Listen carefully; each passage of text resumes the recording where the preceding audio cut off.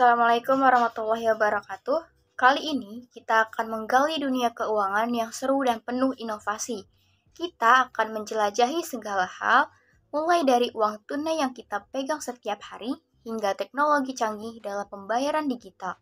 Sistem P2P lending yang memudahkan peminjaman dan pendanaan secara langsung antara kita, serta crowdfunding yang mengubah cara kita mendukung ide-ide kreatif. Jangan lupa juga, kita akan merambah dunia investasi yang bisa bikin duit kita berkembang.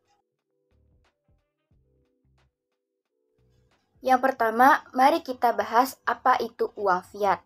Uang fiat adalah istilah yang digunakan untuk merujuk pada uang kertas dan koin yang dikeluarkan oleh pemerintah dan diterima sebagai alat pembayaran yang sah dalam suatu negara. Istilah fiat dalam konteks ini mengacu pada kenyataan bahwa nilai uang ini tidak didasarkan pada nilai intrinsik, seperti nilai emas atau perak, tetapi nilainya diakui oleh hukum atau ketetapan pemerintah. Selanjutnya, penting untuk memahami bahwa uang fiat memiliki nilai karena pemerintah dan otoritas moneter mengatur dan mengendalikannya. Mereka menentukan berapa banyak uang yang dicetak atau dihasilkan, dan juga mengatur kebijakan moneter untuk menjaga stabilitas nilai uang dalam perekonomian. Inilah yang membuat uang fiat tetap berlaku sebagai alat pertukaran yang sangat umum di seluruh dunia. Sebagai contoh, kita dapat melihat beberapa mata uang fiat yang paling dikenal, seperti dolar Amerika Serikat, rupiah, euro, yen Jepang, dan pound sterling Inggris, serta mata uang nasional lainnya di berbagai negara. Semua mata uang ini adalah uang fiat yang nilainya diatur oleh pemerintah masing-masing.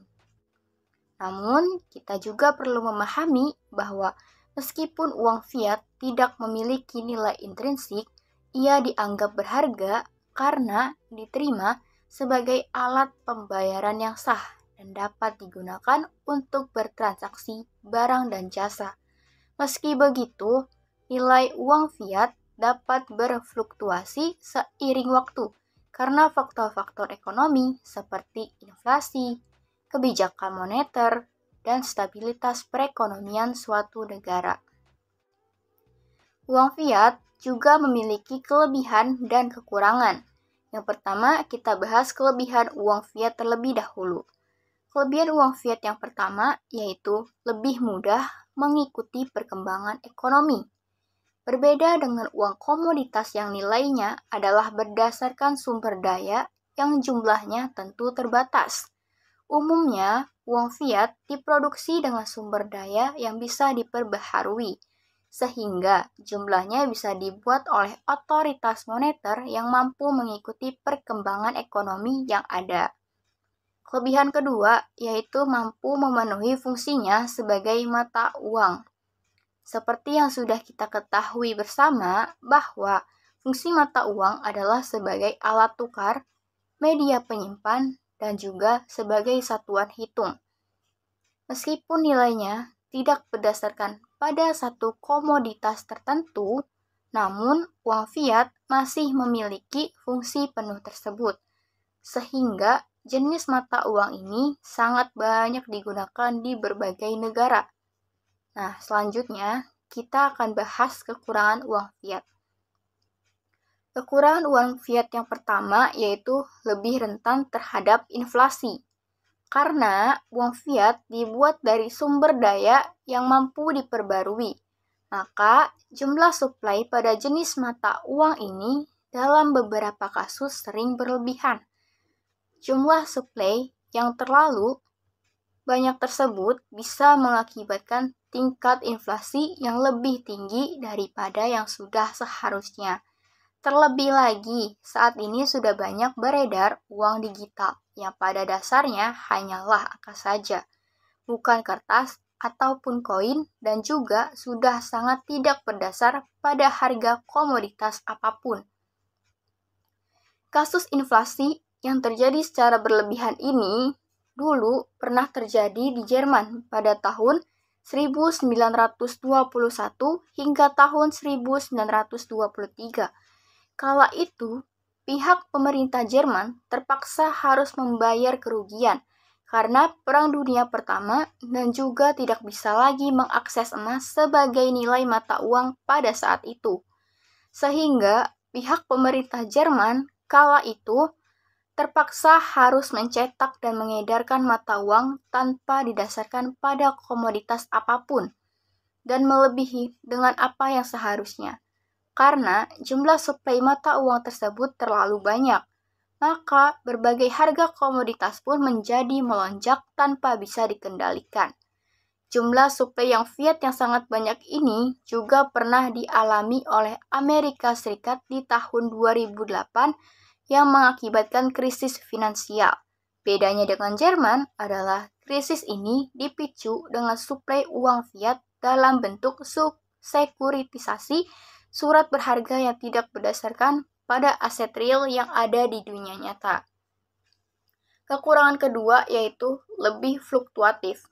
Nah, hal tersebut diakibatkan karena nilai mata uang fiat hanya berdasarkan kepercayaan publik atas suatu mata uang dan pemerintah sebagai pihak yang menerbitkan mata uang. Semakin tinggi tingkat kepercayaan publik, maka nilai tukar pada mata uang tersebut akan semakin kuat, pun sebaliknya. Hal tersebut tentunya berbeda dengan emas dan perak yang kualitasnya relatif akan selalu sama. Kekurangan yang ketiga yaitu harus dikontrol oleh pemerintah. Agar bisa menghindari krisis yang sama yang pernah terjadi pada tahun 1921, 1929, 1998, dan 2008, maka terpaksa jumlah uang fiat yang beredar di masyarakat harus bisa dikontrol oleh pemerintah pusat. Dalam hal ini, institusi pemerintah yang bertugas dalam mengatur mata uang fiat di Indonesia adalah Bank Indonesia untuk level yang makro dengan dibantu OJK atau Otoritas Jasa Keuangan di level yang mikro. Sekarang, mari kita melihat lebih dekat bagaimana peran bank sentral seperti Bank Indonesia secara langsung terkait dengan uang fiat yang kita gunakan sehari-hari. Pertama-tama, kita tahu bahwa uang fiat seperti rupiah di Indonesia nilainya tidak didasarkan pada emas atau perak, tetapi pada kebijakan pemerintah. Inilah di mana Bank Indonesia berperan penting. Sebagai bank sentral, BI atau Bank Indonesia memiliki kendali atas pasokan uang di pasar. Mereka mengatur berapa banyak uang yang dicetak atau dihasilkan, dan ini memengaruhi nilai rupiah. Ketika pemerintah dan otoritas moneter menyadari bahwa terlalu banyak uang beredar dapat menyebabkan inflasi atau penurunan nilai mata uang, Bank Indonesia dapat mengambil langkah-langkah untuk mengontrolnya. Ini bisa melibatkan menaikkan suku bunga, mengeluarkan kebijakan kredit yang lebih ketat, atau menggunakan alat kebijakan lainnya. Sebaliknya, jika terdapat risiko deflasi atau penurunan pertumbuhan ekonomi, Bank Indonesia bisa merespon dengan mengurangi suku bunga atau memberikan stimulus keuangan untuk meningkatkan jumlah uang beredar. Semua ini dilakukan untuk menjaga stabilitas nilai rupiah terhadap barang dan jasa. Selain itu, BI juga memiliki peran dalam menjaga stabilitas sistem keuangan. Mereka memantau kesehatan bank dan lembaga keuangan lainnya, mencegah kegagalan yang dapat memicu kepanikan finansial. Dengan kata lain, Bank Indonesia berada di garis depan untuk memastikan bahwa sistem finansial berjalan lancar dan ini berdampak langsung pada kepercayaan kita terhadap mata uang rupiah. Jadi, ketika kita memegang uang fiat, kita sebenarnya juga mempercayakan nilai dan stabilitasnya pada kebijakan dan tindakan yang diambil oleh bank sentral, seperti Bank Indonesia. Ini adalah bagian integral dari bagaimana uang fiat berfungsi dalam ekosistem keuangan dan bagaimana bank sentral memainkan peran kunci dalam menjaga stabilitas nilai mata uang kita sehari-hari. Selanjutnya, mari kita bahas perbedaan antara easy money dan hard money. Easy money, seperti yang telah kita bahas sebelumnya, adalah istilah yang merujuk pada uang yang cenderung kurang stabil nilainya. Uang jenis ini seringkali mudah diproduksi dalam jumlah besar oleh otoritas moneter atau pemerintah. Ini dapat mengakibatkan potensi inflasi di mana nilai uang tersebut turun relatif terhadap barang dan jasa, yang pada gilirannya dapat mengakibatkan penurunan daya beli. Karena mudahnya produksi, uang jenis ini juga lebih rentan terhadap kegagalan sistem ekonomi, seperti hiperinflasi. Contoh easy money yang paling umum adalah semua mata uang fiat. Sebaliknya, hard money adalah jenis uang yang memiliki stabilitas nilai yang lebih tinggi. Uang jenis ini mungkin sulit atau bahkan tidak mungkin untuk diproduksi kembali dalam jumlah besar, sehingga nilainya cenderung berharga selamanya. Karena kestabilan dan keterbatasannya dalam produksi, hard money sering dianggap sebagai aset yang lebih aman dalam jangka panjang dan lebih dapat diandalkan sebagai alat tukar ekonomi. Contoh hard money yang paling terkenal adalah emas. Oke, selanjutnya kita akan bahas evolusi uang. Ngomongin evolusi uang nih, seru banget. Dulu, zaman batu, manusia masih barter. Nih, aku kasih kamu 2 kelapa, kamu kasih aku 2 ikan. Gitu deh cara tukar-menukarnya.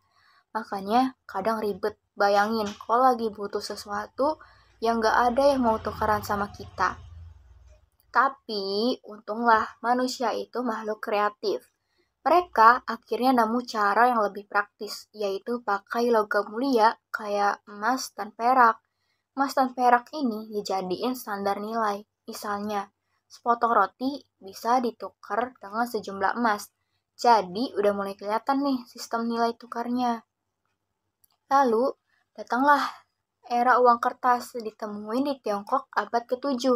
Kemudian, uang kertas ini menjalar ke Eropa dan sekitarnya. Ini bikin transaksi jadi lebih gampang, gak perlu bawa-bawa timbangan buat nentuin nilai tukar. Terus, zaman modern muncullah uang kertas yang kita kenal sekarang, mulai dari dolar, euro, sampai rupiah.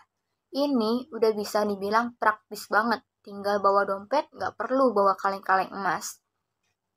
Nah, masuk nih ke era digital, uang makin gaul dong. Dengan teknologi, sekarang uang udah bisa lewat saku kita tanpa sentuhan fisik. Kartu kredit, transfer bank online, dan yang paling hits, e-wallet. Bayangin aja, sekarang beli jajan di warung bisa pakein ponsel aja, nggak perlu lagi ngeluarin lembaran-lembaran kertas. Terus kabarnya, sekarang lagi ngetren juga nih cryptocurrency. Itu kayak Bitcoin, Ethereum, dan sejenisnya. Mata uang ini digital banget, nggak ada bentuk fisiknya. Konsepnya canggih banget, pakai teknologi blockchain. Dari HP bisa transaksi ke HP lain tanpa perlu bank sebagai perantara. Jadi, uang emang udah melewati perjalanan panjang dari sistem barter sampai digital seperti sekarang. Who knows, mungkin nanti uang bakal evolusi lagi ke bentuk yang lebih canggih dan praktis. Yang pasti, sejarah uang ini menunjukkan kreativitas manusia dalam menciptakan sistem nilai tukar yang makin efisien seiring perkembangan zaman. Oke, selanjutnya kita akan bahas Global Reserve Currencies. Apa sih itu? Nah, jadi mata uang cadangan global seperti dolar Amerika Serikat, euro, yen Jepang, pound sterling Inggris, dan yuan Tiongkok adalah pemain kunci dalam arena keuangan internasional. Bank sentral dan lembaga keuangan memegangnya sebagai cadangan devisa karena kestabilannya dan penerimaan luas dalam perdagangan internasional. Dolar Amerika Serikat telah lama menjadi bintang utama dalam dunia mata uang cadangan. Sebagai pionir utama, sering disebut sebagai the big player. dalam permainan mata uang global. Euro juga punya panggungnya sendiri dong, terutama di antara negara-negara Eropa yang menjadikannya tokoh kunci dalam peta mata uang cadangan. Meski dalam ukuran yang lebih kecil, yen Jepang dan pound sterling Inggris juga punya peran yang gak kalah penting. Kemudian ada Yuan Tiongkok yang juga dikenal sebagai renminbi. Mata uang ini seolah naik panggung belakangan ini. Cina bikin gebrakan dengan mencoba membuat Yuan lebih dikenal secara internasional. Pada tahun 2016, Yuan bahkan masuk ke dalam keranjang hak pengambilan khusus atau SDR, Dana Moneter Internasional atau IMF, yang bikin penggunanya makin meroket dalam urusan perdagangan dan keuangan global. Ada 3 keuntungan keren kalau mata uang negara jadi bintang dalam peran mata uang cadangan global. Yang pertama, stabilitas dan kepercayaan. Mata uang ini berasal dari negara dengan ekonomi yang kuat dan stabil. Hal ini menciptakan kepercayaan besar pada pasar dan lembaga keuangan internasional. Jadi kalau pakai mata uang ini rasanya lebih aman. Nah, keuntungan yang kedua yaitu likuiditas tinggi dan kemudahan perdagangan. Mata uang ini punya likuiditas tinggi, jadi perdagangan dan transaksi internasional jadi makin mudah. Risiko likuiditas berkurang dan pasar keuangan global jadi makin efisien. Lalu keuntungan yang terakhir, akses ke modal dan pengaruh ekonomi. Negara yang mata uangnya jadi cadangan global bisa lebih gampang nyari modal internasional. Investor juga lebih tertarik dan negara ini jadi punya lebih banyak fleksibilitas buat ngatur kebijakan moneter dan ekonomi mereka. Jadi lebih berkuasa gitu. Selanjutnya, kita akan bahas sesuatu yang bikin perubahan besar di dunia ekonomi, yaitu Bretton Woods Agreement. Jadi, pada tahun 1944, di 44 negara, termasuk yang 1 tahun kemudian merdeka, Indonesia, bersatu di desa kecil Bretton Woods, New Hampshire, Amerika Serikat, buat bikin aturan main baru dalam perdagangan internasional. Nah, tujuannya gampang banget. Pertama, dorong pengurangan tarif dan hambatan dagang. Kedua, bikin kerangka ekonomi global yang bikin konflik lebih minim. Gak sembarang tempat ya, konferensinya diadain di desa yang tenang dan indah. Sebenarnya, ini semua udah direncanain bertahun-tahun sebelumnya sama 2 ekonom kawakan, yaitu John Maynard Keynes dan Harry Dexter White. Mereka berdua punya tujuan yang sama, tapi beda cara. Keynes pengen ada mata uang baru, yaitu banker, buat perdagangan internasional. Tapi White lebih suka jadikan dolar Amerika Serikat sebagai bintang utama. Hasilnya, muncul deh Bretton Woods System, ngebubarin sistem cadangan emas dan aset berharga yang dipakai sebelumnya. Dolar Amerika Serikat jadi bintang utama, dan Federal Reserve jadi tukang pencetaknya. Harga emas dipatok setara $35 per ounce. Sistem ini berjalan full di tahun 1958. Selain itu, ada juga currency pegging, kebijakan yang atur nilai tukar mata uang antar negara. Ini buat ngejaga stabilitas biar dagang internasional gak ribut-ribut. Setiap negara harus jaga nilai tukarnya sambil simpen dolar Amerika Serikat sebagai cadangan. Ini semua benar-benar berhasil bikin perdagangan lebih stabil dan lembaga Bretton Woods jadi pemain kunci. Kalian kenal nggak sama World Bank dan IMF? Mereka lahir dari perjanjian ini. World Bank awalnya buat bantu negara-negara pulih dari perang, tapi sekarang punya misi ngentasin kemiskinan.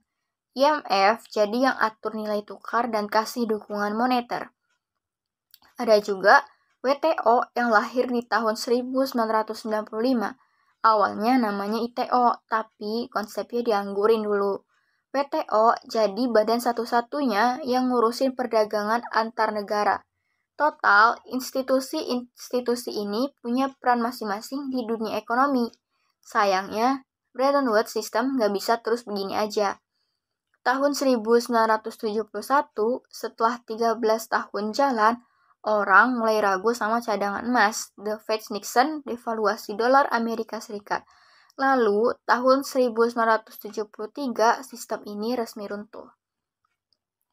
Efeknya, negara bebas pilih sistem pertukaran mata uang mereka. Kita kenal kurs tetap, kurs mengambang, dan campuran keduanya setelah itu. Meskipun runtuh, Bretton Woods Agreement tetap meninggalkan warisan. Institusi-institusi yang lahir dari situ masih jadi pemain kunci hari ini. Dan runtuhnya ini malah buka pintu lebar buat masyarakat akses investasi emas. Nixon lepasin dolar Amerika Serikat dari standar emas dan voila, emas jadi bebas di pasar komoditas. Jadi gitu deh teman-teman, kisah panjang Bretton Woods Agreement yang jadi awal perjalanan sistem ekonomi baru. Oke, sekarang mari kita beralih ke exchange rate system atau sistem nilai tukar. Jadi, sistem nilai tukar ini adalah aturan main yang digunakan oleh suatu negara untuk ngatur nilai tukar mata uangnya. Ada dua model utama, yaitu nilai tukar tetap dan nilai tukar bebas. Dan ini bisa punya variasi masing-masing. Kita sering sebut ini sebagai rezim nilai tukar. Sistem nilai tukar yang ideal punya beberapa ciri. Yang pertama, nilai tukar antar mata uang harus dipercayai. Ini buat hilangin ketidakpastian soal harga, barang, dan jasa, dan juga keuangan. Yang kedua, uang harus bisa gampang diubah ke mata uang lain. Ini bikin arus modal bisa gerak bebas antar negara. Nah, yang ketiga, mata uang harus biarkan pemerintah bebas atur kebijakan moneter untuk capai tujuan di dalam negeri, kayak pertumbuhan ekonomi dan target inflasi. Nah, ada dua jenis utama sistem nilai tukar. Yang pertama, nilai tukar tetap, yaitu mata uang nggak berubah atau bisa saja berubah naik atau turun. Nah, yang kedua, ada nilai tukar mengambang, yaitu mata uang bisa bergerak sesuai sama kondisi pasar valuta asing.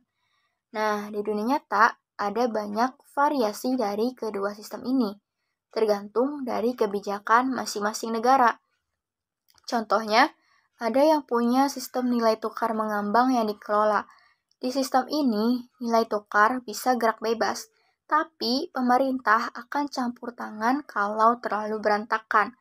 Sebelumnya, nilai tukar tetap bisa juga berubah, tapi tetap di batasan tertentu, misalnya kurang lebih 1%.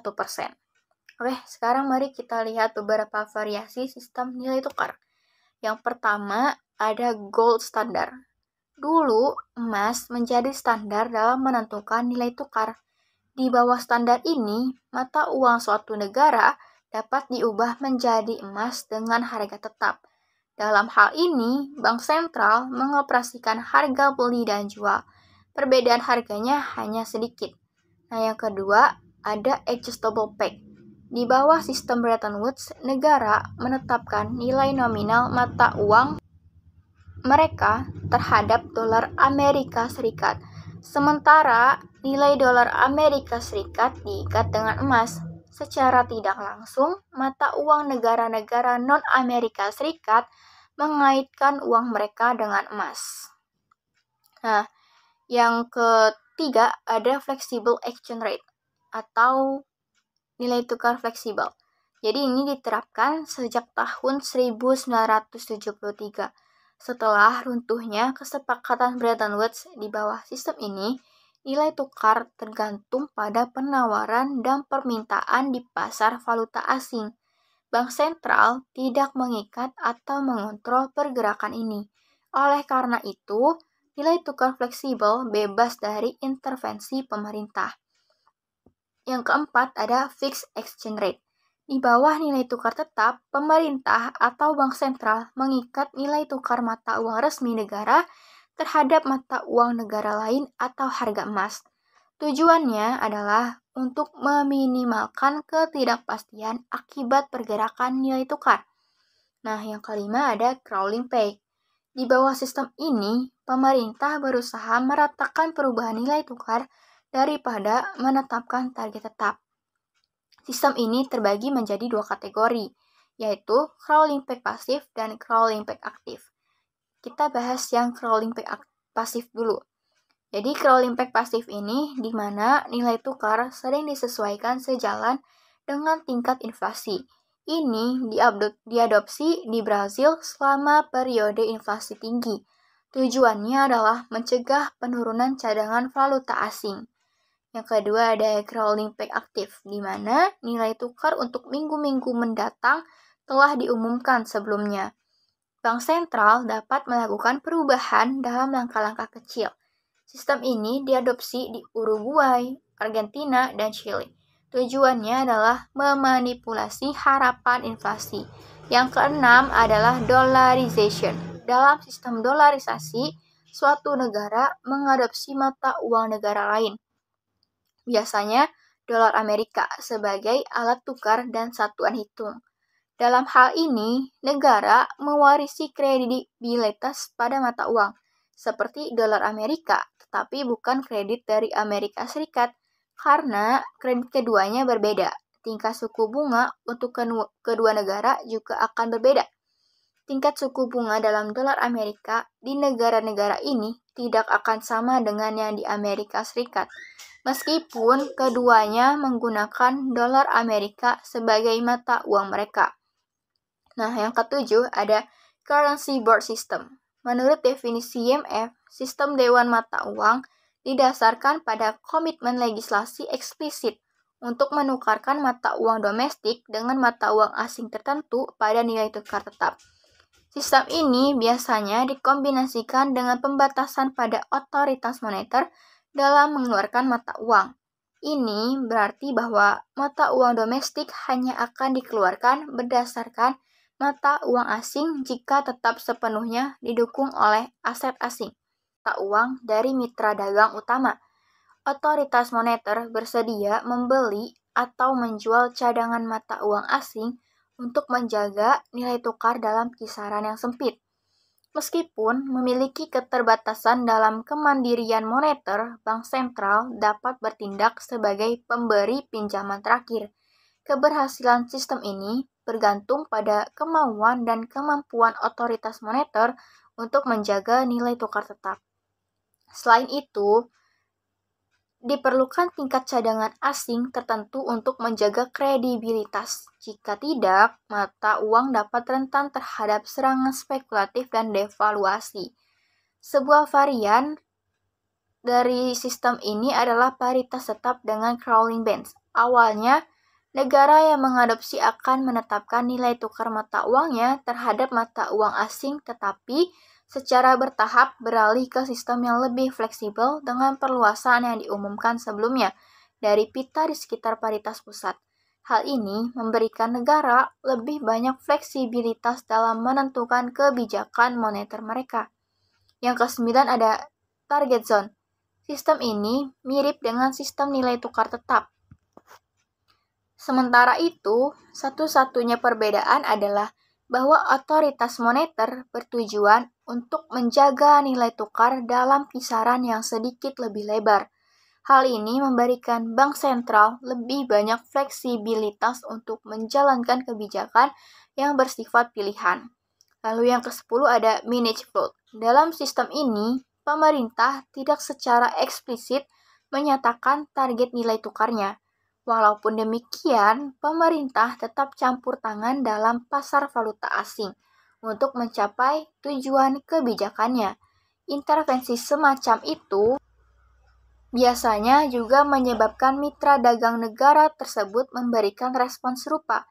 Akibatnya, pengadopsian sistem ini dapat menyebabkan ketidakstabilan dalam pasar valuta asing. Yang ke-11 adalah independently floating rates. Dalam sistem ini, nilai tukar bergerak secara bebas. Nilai tukar bergerak secara bebas tergantung pada kondisi penawaran dan permintaan di pasar. Bank sentral tidak campur tangan dalam menentukan nilai tukar. Sistem nilai tukar ini memungkinkan bank sentral untuk menjalankan kebijakan moneter independen untuk mencapai penuhnya lapangan kerja dan stabilitas harga. Sistem ini juga memungkinkan bank sentral bertindak sebagai pemberi pinjaman terakhir kepada lembaga-lembaga yang mengalami kesulitan. Setiap sistem punya ciri khas dan kelebihan sendiri dalam menjalankan nilai tukar mata uang. 1472, Magister Republik Siena punya ide kreatif. Dia bikin Medici jadi semacam Good Samaritan buat yang lagi susah. Medici berganti nama jadi Montepio, mirip kayak agensi gadai modern gitu. Tapi nih, waktu reformasi tahun 1624, bank ini malah makin maju dan nyebar ke seluruh Italia. Nama lagi berubah jadi Monte dei Paschi, terus bertahan sampai sekarang. Abad ke-15 di Italia lagi ngehits nih urusan bank, sampai negara lain juga ikutan kepo. Belanda ikutan di abad ke-17 dan Inggris ikutan nyusul di abad ke-18. Sejak itu, Eropa pada umumnya dan Indonesia yang jadi negara jajahan juga bikin bank baru. Fungsi perbankan yang pertama yaitu penyimpanan barang-barang berharga. Zaman dulu, bank cuma tempat buat simpan perhiasan, uang, atau ijazah. Sekarang udah lebih gaul, bisa simpan sekuritas dan surat berharga juga. Nah, fungsi perbankan yang kedua itu penciptaan uang. Bank bisa bikin uang giral lewat mekanisme pemindahan buku. Ini jadi andil banget buat kebijakan moneter sama bank sentral. Yang ketiga yaitu penghimpunan dana simpanan masyarakat. Bank jadi tempat banyak orang simpen duit. Di Indonesia, giro, deposito, tabungan, atau sertifikat deposito jadi barang favorit. Lalu fungsi perbankan yang terakhir yaitu mendukung kelancaran mekanisme pembayaran. Bank jadi pahlawan kelancaran pembayaran, clearing, setoran, transfer uang, dan macam-macam fasilitas pembayaran jadi andalan. Selanjutnya, sistem perbankan di Indonesia. Di Indonesia, sistem perbankan diatur lewat Undang-Undang Nomor 7 Tahun 1992 yang kemudian dirombak jadi Undang-Undang Nomor 10 Tahun 1998. Bank terdiri dari banyak jenis, yaitu yang pertama, bank berdasarkan fungsinya, yaitu bank umum, bank pembangunan, bank pengkreditan rakyat, bank tabungan, bank pasar, bank desa, dan bank pegawai. Lalu yang kedua ada bank berdasarkan pemiliknya, yaitu bank pemerintah, bank swasta nasional, bank asing, dan bank campuran. Lalu yang ketiga ada bank berdasarkan statusnya, yaitu devisa dan non-devisa. Lalu yang keempat ada bank berdasarkan operasionalnya, yaitu konvensional dan syariah. Oke, sekarang kita beralih ke sistem perpajakan di Indonesia. Pajak merupakan konsep yang mengacu pada kewajiban pembayaran kepada pemerintah yang harus dipenuhi oleh individu, perusahaan, atau entitas lainnya sebagai bentuk kontribusi yang mendukung berbagai program dan layanan publik. Pemerintah menggunakan pendapatan pajak untuk mendukung sektor-sektor penting seperti pendidikan, perawatan kesehatan, pembangunan infrastruktur, pertahanan, dan banyak inisiatif lainnya. Kita harus tahu mengenai pemungutan pajak yang ada di Indonesia. Secara umum, pemungutan pajak itu dikenal dalam 3 sistem, yaitu self-assessment system adalah cara di mana wajib pajak memiliki tanggung jawab langsung dalam menentukan besarnya pajak yang harus mereka bayar. Dalam sistem ini, wajib pajak tidak hanya menghitung, membayar, dan melaporkan pajak mereka sendiri, tetapi juga memiliki kontrol penuh atas proses tersebut. Pemerintah dalam hal ini berperan sebagai pengawas terhadap aktivitas perhitungan dan pelaporan pajak oleh wajib pajak. Sistem ini diterapkan pada pajak pusat seperti PPN dan PPH, dan telah berlaku sejak reformasi pajak pada tahun 1983. Namun, perlu diperhatikan bahwa karena wajib pajak memiliki kewenangan untuk menentukan besaran pajak terutang, ada potensi untuk penyetoran pajak sekecil mungkin oleh wajib pajak. Nah, ciri-ciri self-assessment system yang pertama itu wajib pajak menentukan besaran pajak terutang sendiri. Yang kedua, wajib pajak secara aktif terlibat dalam menghitung, membayar, dan melaporkan pajak. Dan yang terakhir, pemerintah tidak perlu mengeluarkan surat ketetapan pajak, kecuali dalam kasus tertentu seperti keterlambatan laporan atau pembayaran. Sistem yang kedua yaitu Official Assessment System. Adalah sistem di mana otoritas perpajakan atau fiskus memiliki wewenang penuh untuk menentukan besarnya pajak terutang. Dalam sistem ini, wajib pajak bersifat pasif dan pajak terutang hanya ada setelah pihak berwenang mengeluarkan surat ketetapan pajak. Contoh penerapan sistem ini adalah pada pelunasan pajak bumi bangunan atau PBB atau jenis pajak daerah lainnya di mana kantor pelayanan pajak atau KPP mengeluarkan surat ketetapan pajak yang harus dibayarkan oleh wajib pajak. Ciri-ciri Official Assessment System yang pertama yaitu besarnya pajak terutang dihitung oleh petugas pajak. Yang kedua, wajib pajak bersifat pasif dalam perhitungan pajak. Yang ketiga, pajak terutang adalah setelah pihak berwenang menghitung dan mengeluarkan surat ketetapan pajak. Lalu yang terakhir, pemerintah memiliki hak penuh dalam menentukan besarnya pajak yang harus dibayarkan. Nah, sistem yang terakhir itu ada withholding system. Withholding system adalah sistem di mana besarnya pajak dihitung oleh pihak ketiga yang bukan wajib pajak atau petugas pajak. Contoh, penerapan sistem ini adalah pemotongan penghasilan karyawan oleh bendahara instansi terkait. Dalam hal ini, wajib pajak tidak perlu secara langsung membayar pajak ke kantor pajak, karena pemotongan pajak dilakukan oleh pihak ketiga sebelum gaji diterima oleh karyawan. Jenis pajak yang menggunakan withholding system di Indonesia, yang pertama pajak penghasilan pasal 21, yang kedua pajak penghasilan pasal 22, yang ketiga pajak penghasilan pasal 23, yang keempat pajak penghasilan final pasal 4 ayat 2, dan yang terakhir PPN. Setelah kita tahu sistemnya, gimana sih alur bayar pajak di Indonesia? Pertama-tama, wajib pajak harus mendaftarkan diri untuk memperoleh nomor pokok wajib pajak atau NPWP secara langsung ke kantor pelayanan pajak atau KPP atau bisa juga secara online. Setelah terdaftar, wajib pajak harus menghitung jumlah pajak yang terutang. Atas dasar itu, wajib pajak membayarnya ke bank yang ditunjuk pemerintah atau kantor pos dengan menggunakan surat setoran pajak atau SSP.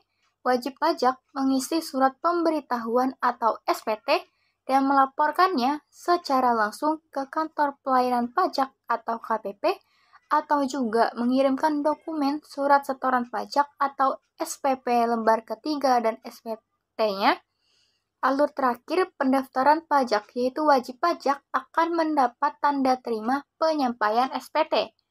For your information, ketentuan formal tentang perpajakan itu diatur dalam Undang-Undang Ketentuan Umum dan Tata Cara Perpajakan atau KUP, dan ketentuan material diatur dalam Undang-Undang Pajak Penghasilan maupun pajak pertambahan nilai dan pajak penjualan atas barang mewah. Oke, sekarang kita beralih ke sistem pembayaran elektronik. Teknologi benar-benar jadi game changer dalam hidup kita sehari-hari. Dalam satu dekade terakhir, kita semua bisa ngerasain efeknya. Mulai dari belanja, pesan makanan, sampai nonton hiburan. Nyata banget, teknologi bikin hidup kita makin gampang. Sekarang, bayar ini, itu udah nggak pakai uang cash lagi kan? Debit, kredit, e-money, dompet digital, sampai QR code semuanya jadi bagian dari hidup kita. Jadi, bisa dibilang kita lagi ngalamin revolusi digital yang nyatanya bikin kita makin deket sama masyarakat tanpa tunai. Gak heran sih Kalau banyak dari kita lebih suka alat bayar elektronik, siapa masih mau ribet bawa-bawa uang cash? Nah, menurut laporan Global BMN Freeport tahun 2021, uang tunai di dunia cuma dipakai 20% aja pada 2020. Luar biasa kan? Nah, saat ini, perkembangan teknologi membuat seluruh kalangan merchant beradaptasi menerima pembayaran digital mulai dari kantin sekolah, warung, minimarket, hingga pusat perbelanjaan mall. Pembayaran digital merujuk pada proses pembayaran yang dilakukan secara elektronik tanpa melibatkan transaksi fisik uang tunai.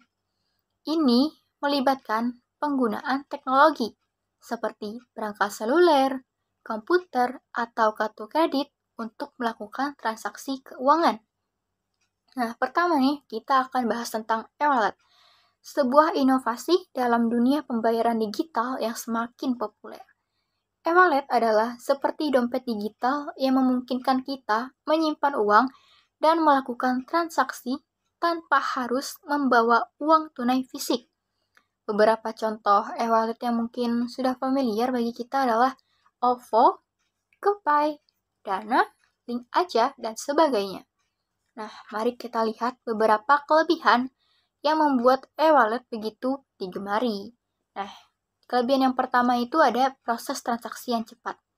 Jadi, pembayaran dengan e-wallet hanya membutuhkan pemindaian QR code atau barcode dan voila, transaksi selesai. Nggak perlu repot-repot membawa uang tunai atau menunggu kembalian, membuat proses pembayaran jauh lebih efisien. Nah, kelebihan yang kedua yaitu menghindari uang palsu. Transaksi menggunakan e-wallet aman dari uang palsu karena teknologi keamanan yang tinggi. Nggak perlu khawatir tentang uang palsu atau kembalian, cukup fokus pada nominal transaksi. Kelebihan ketiga yaitu kemudahan dan praktis. E-wallet membuat hidup lebih mudah. Tak perlu cemas kehilangan dompet fisik, karena transaksi bisa dilakukan hanya dengan ponsel pintar yang terpasang aplikasi e-wallet. Praktis untuk bertransaksi kapan saja, di mana saja. Kelebihan keempat yaitu keamanan terjaga. Setiap transaksi memerlukan PIN atau kata sandi, menjaga keamanan data dan saldo pengguna. Pergantian perangkat ponsel tidak akan memengaruhi saldo dan informasi di dalam e-wallet. Nah, kelebihan terakhir, riwayat transaksi tercatat. Semua transaksi tercatat secara teratur, membuat pengguna dalam memantau pengeluaran dan pemasukan dengan mudah. Namun, seperti halnya teknologi lainnya, e-wallet juga memiliki beberapa kekurangan. Kekurangan yang pertama yaitu merchant terbatas. Belum semua toko menerima pembayaran menggunakan e-wallet, terutama di daerah yang belum terjangkau oleh jaringan internet atau di luar kota-kota besar. Kekurangan selanjutnya yaitu biaya admin.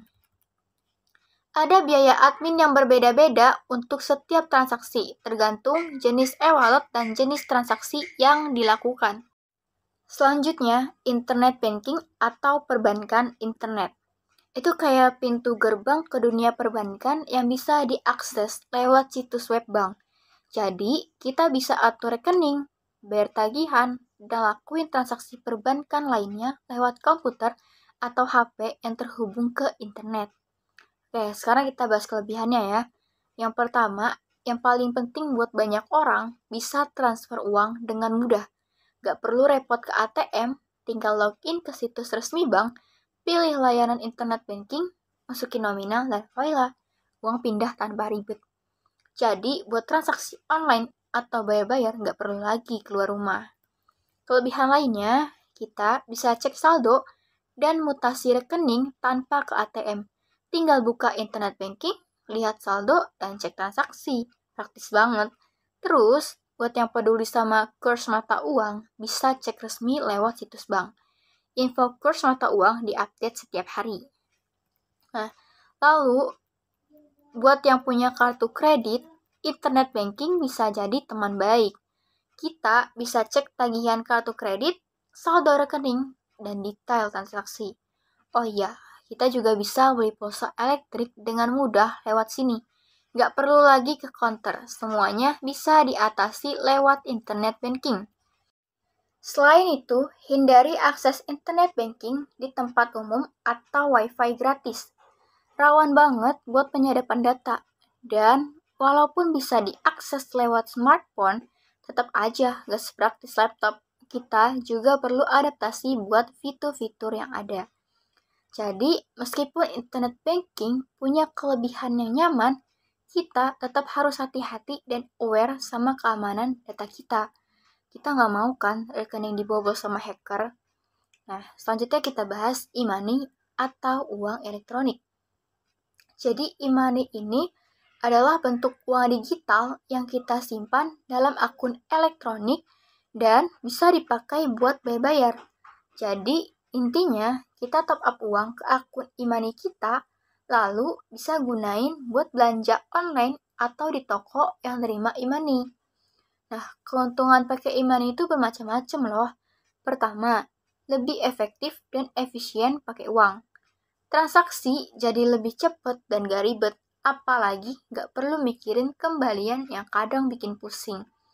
Plus, e-money bisa bantu kurangin uang palsu dan hindarin kejahatan karena kita gak bawa banyak uang tunai. Selain itu, kita juga bisa tahu dengan pasti berapa jumlah uang yang kita gunain. Nah, ini praktis banget, apalagi kalau lagi buru-buru. Dan bayangin aja, gak perlu lagi berdiri lama-lama di antrian. Contohnya kalau lagi di jalan tol. Nah, e-money juga bisa jadi solusi buat lingkungan. Kita bisa kurangin penggunaan kertas yang seringkali bikin masalah lingkungan. Dan yang paling asik bisa dapet diskon atau potongan harga buat produk tertentu. Jadi ada banyak keuntungan yang bisa kita dapat dengan pakai e-money.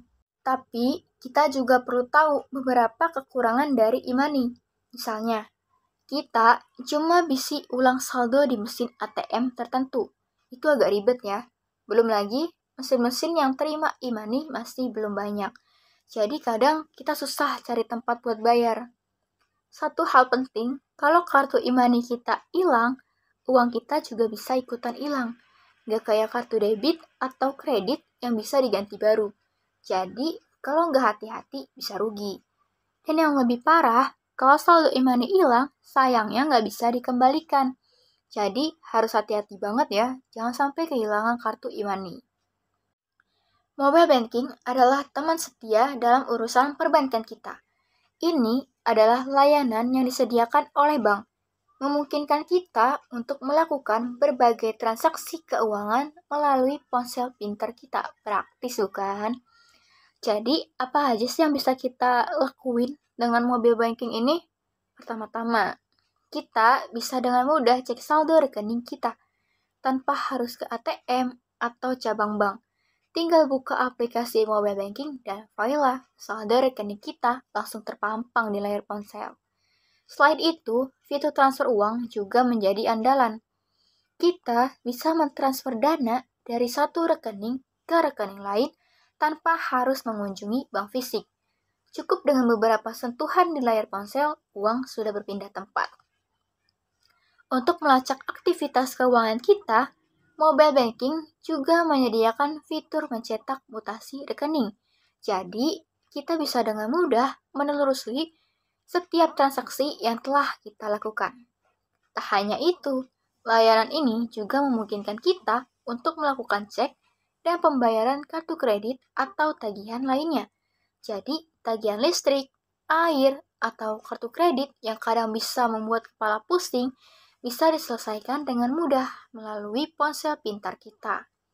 Jadi, dengan mobile banking, urusan keuangan jadi lebih simpel. Semua bisa dilakukan dari genggaman tangan kita. Praktis, cepat, dan tentunya memudahkan hidup kita sehari-hari. Setelah kita mengetahui beberapa fungsi dan fitur yang ditawarkan oleh aplikasi mobile banking, tentunya mobile banking memiliki beberapa kelebihan dan kelemahan.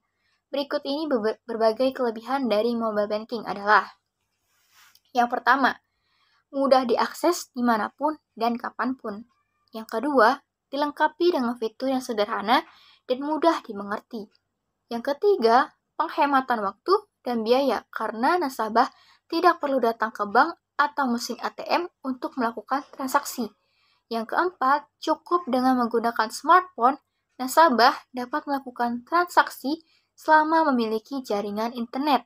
Dan yang terakhir, keamanan sudah terjamin karena aplikasi mobile banking membutuhkan kode akses tersendiri agar bisa masuk ke akun yang sudah terdaftar.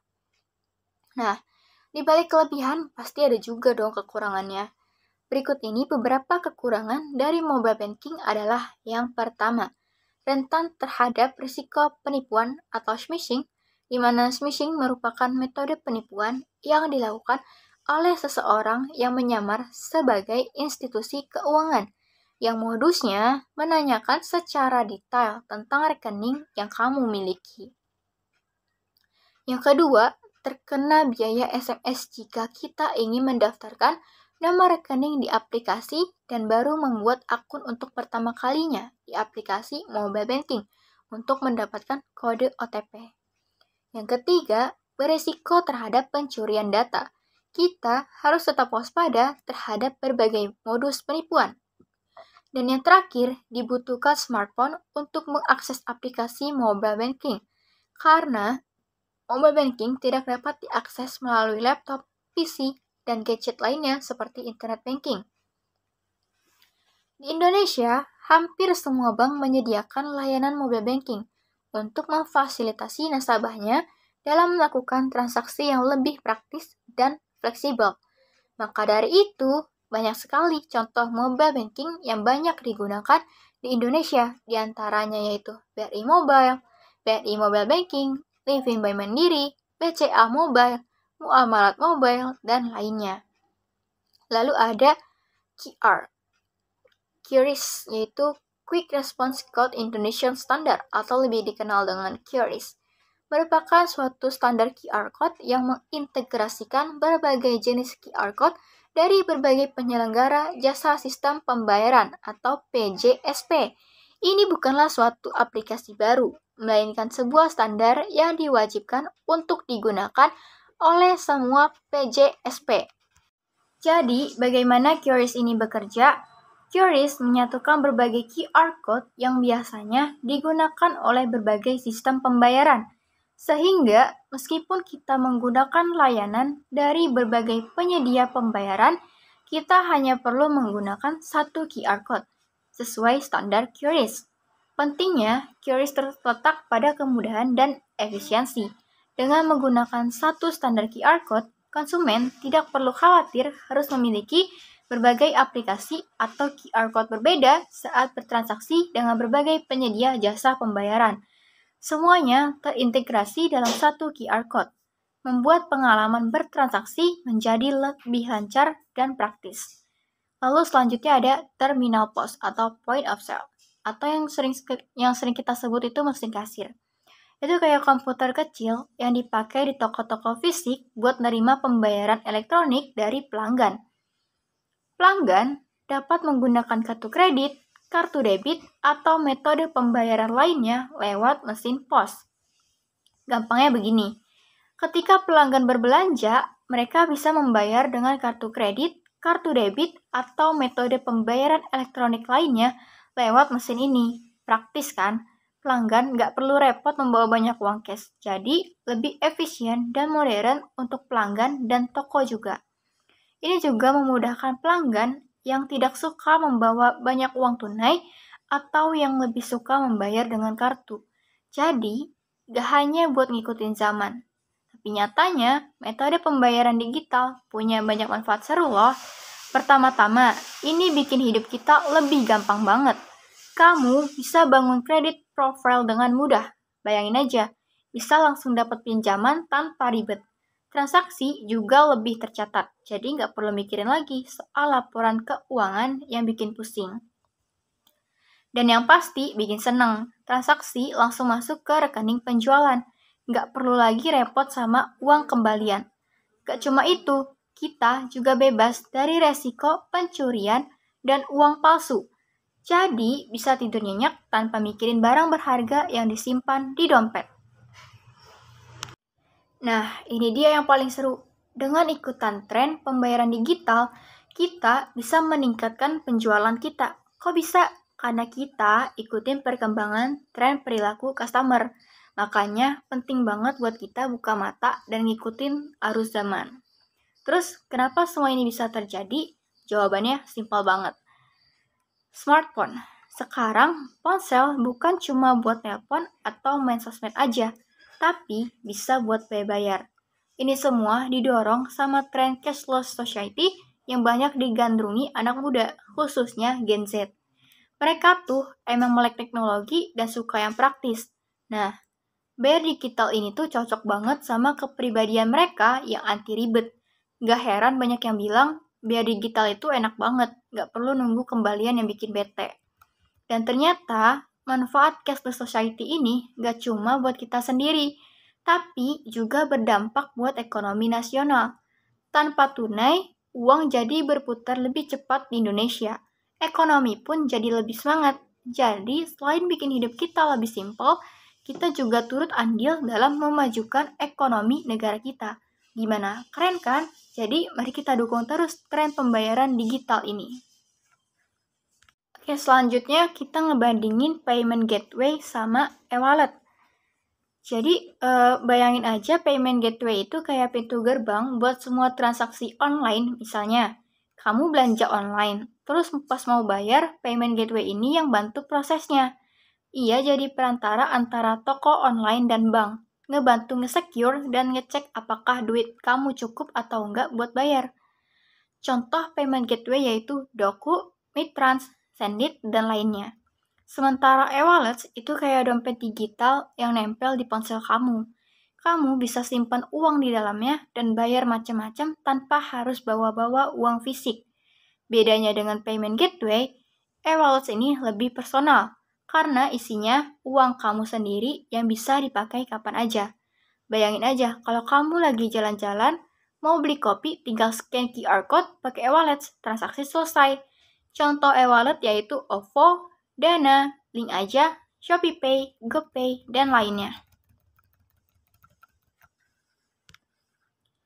Jadi intinya, payment gateway lebih ke urusan online, bantuin transaksi di internet, sementara e-wallet lebih ke bikin hidup sehari-hari lebih praktis. Payment gateway nyambungin toko online sama bank. Sementara e-wallet nyediain tempat buat nyimpen duit dan gampang buat bayar-bayar tanpa harus kerepotan cari uang fisik. Sebenarnya, keduanya punya peran masing-masing yang bikin hidup kita jadi lebih mudah. Payment gateway bikin belanja online aman dan nyaman. Sementara e-wallet bantu kita gak perlu bawa-bawa banyak uang tunai. Jadi, tergantung kebutuhan dan gaya hidup kita aja sih. Selanjutnya, kita bahas financial software development atau pengembangan perangkat lunak keuangan. Jadi itu seperti bikin aplikasi khusus buat atasin masalah keuangan. Jadi ini bukan cuma bikin program biasa, tapi lebih fokus ke industri keuangan. Nah, tujuan utamanya adalah buat ngebantu atur transaksi keuangan, otomatisasi proses yang biasa lama dan ribet, pastiin kita ngikutin aturan yang berlaku, dan kasih info penting buat bantu kita ambil keputusan. Jadi, intinya, perangkat lunak keuangan ini jadi sahabat setia buat perusahaan atau organisasi yang deal dengan uang. Selanjutnya kita bahas NTT Data Digital Banking Ecosystem and Platform. Sekarang, mari kita bahas ya. Ini adalah serangkaian solusi keren dari NTT Data, perusahaan IT global yang membantu mendukung perbankan digital. Jadi, apa yang bikin ini istimewa? Pertama-tama, kita punya digital core banking. Bayangkan ini sebagai pangkalnya semua.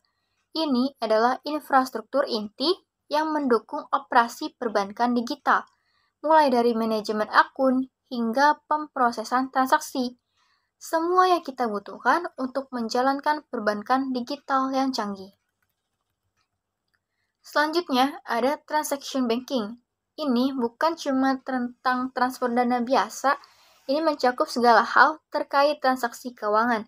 seperti pembayaran internasional, manajemen likuiditas, dan berbagai layanan treasury.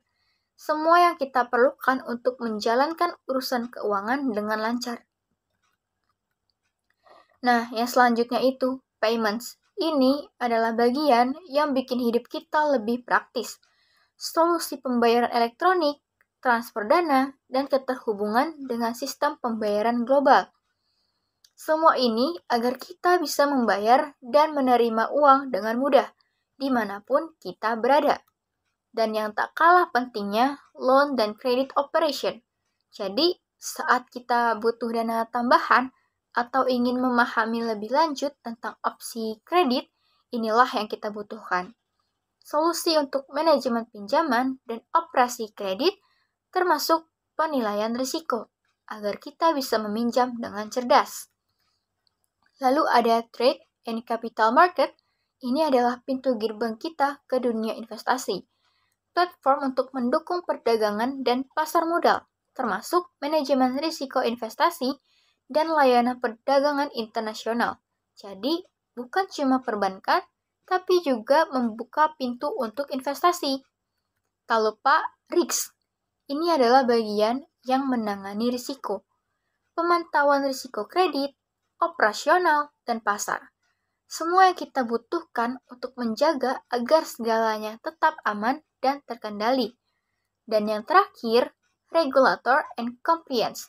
Ini seperti penjaga peraturan, mengenai persyaratan peraturan dan kepatuhan, memastikan kita beroperasi sesuai dengan regulasi yang berlaku. Jadi, entity data fokus pada memberikan solusi teknologi informasi untuk membantu bank dan lembaga keuangan menghadapi dunia perbankan digital. Platform mereka dirancang untuk meningkatkan efisiensi, memperbaiki pengalaman pengguna, dan pastinya memastikan kita selalu patuh pada regulasi perbankan. Selanjutnya kita beralih ke P2P lending. Kita bahas ya hal menarik ini. Jadi, bayangin aja kehidupan sehari-hari kita. Ada yang punya lebih banyak uang dari yang dia butuhkan. Dan sebaliknya, ada yang butuh uang lebih dari yang dia punya. Nah, biasanya kita nih nyerahin urusan ini ke bank. Gimana caranya? Jadi, orang yang punya uang lebih itu akan serahkan uangnya ke bank. Mereka taruh itu uang dalam tabungan atau deposito. Nah, sebagai balasannya, bank ngasih bunga atau imbal hasil setiap bulan. Hitungannya sih sekitar 1% buat yang di tabungan dan sekitar 5% buat yang di deposito. Tapi, coba deh bayangin. Sekarang, banyak pengusaha atau individu yang memiliki ide kreatif dan potensial, tapi terkendala oleh proses yang rumit di bank. Bayangkan, kamu punya ide usaha yang luar biasa, tapi butuh modal. Saat ini, dengan P2P lending, kamu bisa meraih modal tanpa harus melewati semua prosedur tersebut. Kamu bisa langsung berhubungan dengan individu yang tertarik mendukung ide usahamu. Sebaliknya, bagi mereka yang memiliki dana lebih, P2P lending memberikan peluang untuk berinvestasi secara langsung pada ide-ide potensial tanpa perlu melalui jalur tradisional. Misalnya, kamu punya uang lebih dan tertarik dengan proyek atau usaha tertentu. Kamu bisa memberikan dukungan finansial langsung kepada pelaku usaha tanpa melibatkan bank. Nah, inilah yang disebut dengan peer-to-peer lending, sebuah platform yang menghubungkan individu dengan kebutuhan dan sumber dana. Praktis kan? Jadi, di video ini kita akan membahas lebih dalam tentang konsep yang keren ini yang lagi ngehits belakangan ini. Di sisi lain, ketika kita berbicara tentang sistem keuangan tradisional, peran bank sangat dominan dalam memberikan pinjaman dengan imbal hasil berupa bunga. Meskipun memberikan keuntungan finansial, sistem ini terkadang memerlukan proses yang rumit dan membatasi akses bagi mereka yang membutuhkan modal. Dalam perjalanan video ini, kita akan menggali lebih dalam ke dalam dunia peer-to-peer lending dengan fokus pada perspektif pemberi modal atau pendana. Kita akan membahas sejumlah aspek yang menarik, mulai dari bagaimana alokasi pendanaan dilakukan, strategi pengelolaan risiko yang efektif, hingga potensi imbal hasil yang dapat diakses oleh pemberi modal. Sekarang, mari kita bahas alokasi pendanaan secara lebih rinci. Sebelumnya, sudah kita singgung sedikit lewat platform P2P lending, di mana kita bisa memberikan pinjaman langsung kepada peminjam yang kita pilih sendiri. Jadi, sebelum menentukan peminjam, pertama-tama kita perlu menentukan kategori pinjaman yang ingin kita danai. Ada 3 jenis pendanaan umum yang tersedia di platform P2P lending, yaitu utang produktif, utang konsumtif, dan invoice financing. Pertama-tama, mari kita fokus pada utang produktif. Utang produktif digunakan untuk hal-hal yang dapat memberikan nilai tambah di masa depan, atau secara kasarnya dapat disebut sebagai utang untuk modal usaha. Di platform P2P lending, terdapat banyak pilihan utang produktif, seperti mendukung usaha kecil dan menengah atau KM yang ingin mengembangkan usahanya. Bahkan, kita dapat memberikan pinjaman kepada pengusaha kecil, seperti ibu rumah tangga yang ingin membuka usaha warung atau kantin. Kedua, ada utang konsumtif. Utang konsumtif digunakan untuk kebutuhan atau keinginan konsumsi, seperti biaya hidup sehari-hari, modal nikah, atau keperluan hiburan dan liburan. Dalam perspektif peminjam, konsep ini sering disebut dengan istilah pay later. Nah, yang terakhir ada invoice financing. Untuk memahaminya, mari kita lihat contoh kasus. Misalnya, perusahaan A ingin memesan 10.000 set seragam kerja untuk seluruh karyawan mereka dari seorang vendor. Meskipun vendor senang mendapatkan pesanan dalam jumlah besar, namun nggak semua vendor dapat mengeksekusi pesanan sebanyak itu dengan mudah karena terbatasnya cash flow. Pembayaran untuk proyek semacam ini biasanya dilakukan setelah proyek selesai. Terkadang, uang muka dari perusahaan A tidak mencukupi untuk membeli bahan baku yang diperlukan. Dalam situasi seperti ini, vendor dapat memperoleh pembiayaan dari platform P2P lending. Pada tanggal pelunasan pembayaran, dana dari invoice pembayaran perusahaan A yang seharusnya digunakan untuk membayar vendor akan dialihkan untuk membayar pihak yang memberikan pinjaman dari platform P2P lending.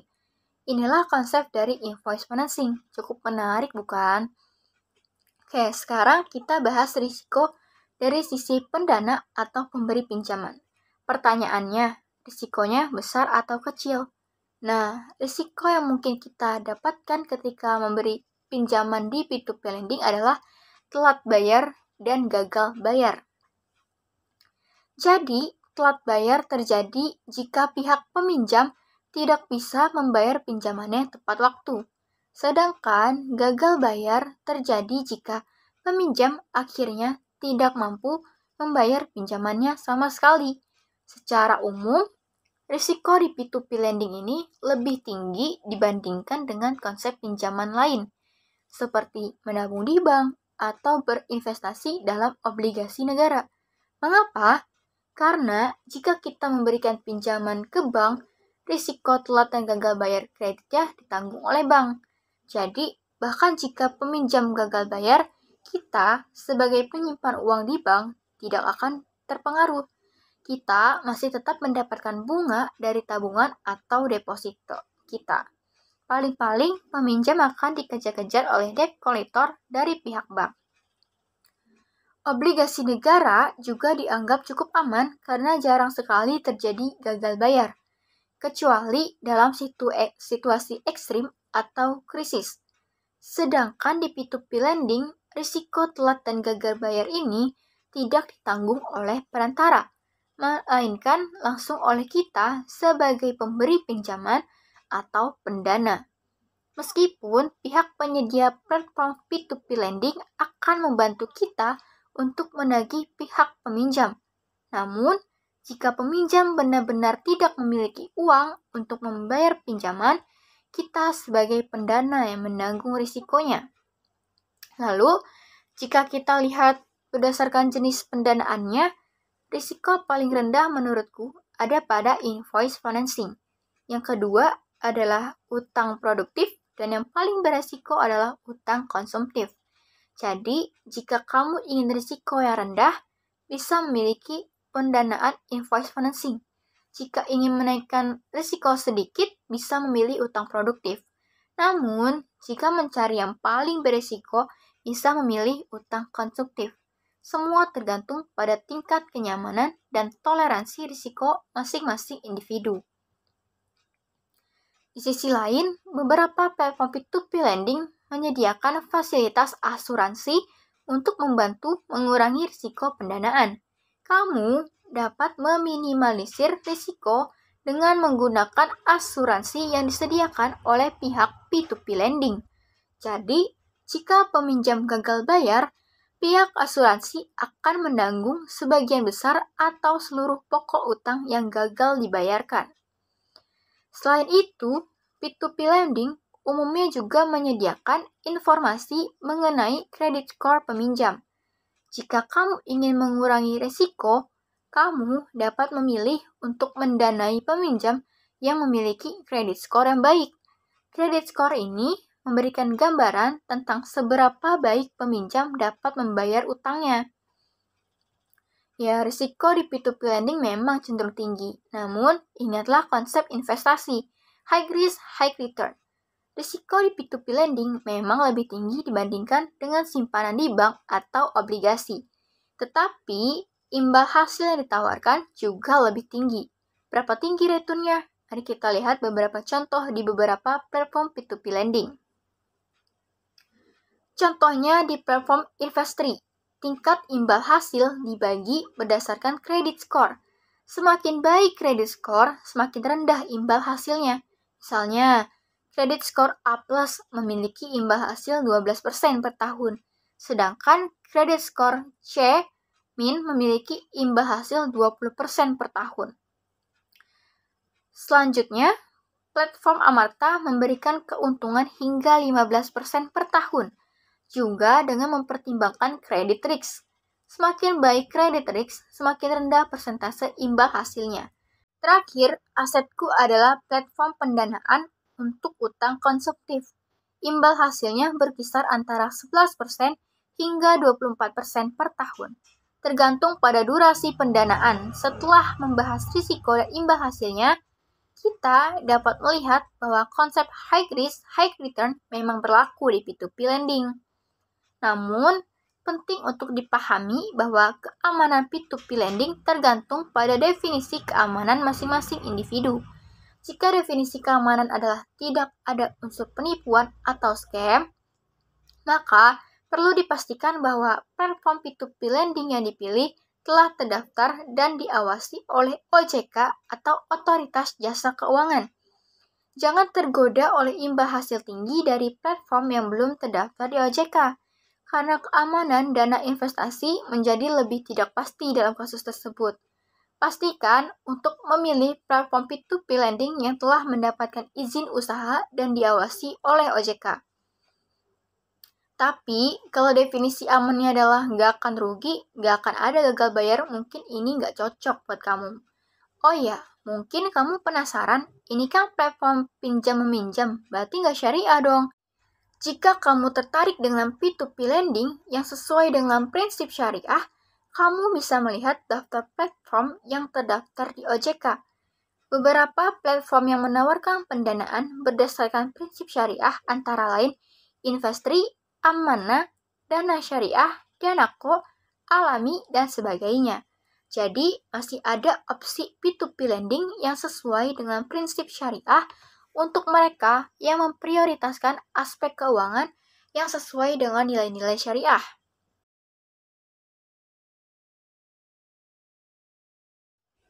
Nah, sekarang kita akan bahas tentang sesuatu yang mungkin sering kita dengar tapi belum tentu paham betul. Crowdfunding. Jadi, apa sih crowdfunding itu? Nah, kalau di bahasa Indonesia, bisa disebut sebagai urun dana. Konsep dasarnya mirip kayak urunan yang kita sering lakukan, tapi dalam konteks finansial. Crowdfunding punya tujuan yang lebih spesifik dan kadang-kadang melibatkan aspek komersil. Tapi sebenarnya apa sih crowdfunding yang kita sebut-sebut ini? Yuk kita bahas dari yang paling dasar. Jadi, crowdfunding atau urun dana pada dasarnya adalah cara buat seseorang atau kelompok untuk dapetin dana dari banyak orang. Nantinya, duit itu bakal dipakai buat biayain proyek atau rencana yang mereka punya. Tapi, yang punya proyek ini harus bisa menjelaskan ide atau rencananya dengan cara yang menarik dan menjelaskan tujuannya dengan baik, supaya orang lain tertarik untuk ikutan nyumbang uang buat proyek atau rencana tersebut. Dulu, mungkin kita nyumbang uang fisik secara langsung, tapi seiring perkembangan dunia digital, sekarang crowdfunding bisa dilakukan secara online. Detail ide atau rencana bisa dikirim ke perusahaan atau lembaga penyedia jasa crowdfunding online. Setelah dievaluasi dan memenuhi syarat, nantinya proyek tersebut akan ditawarkan ke orang banyak yang berpotensi jadi pemodal melalui platform yang disediakan.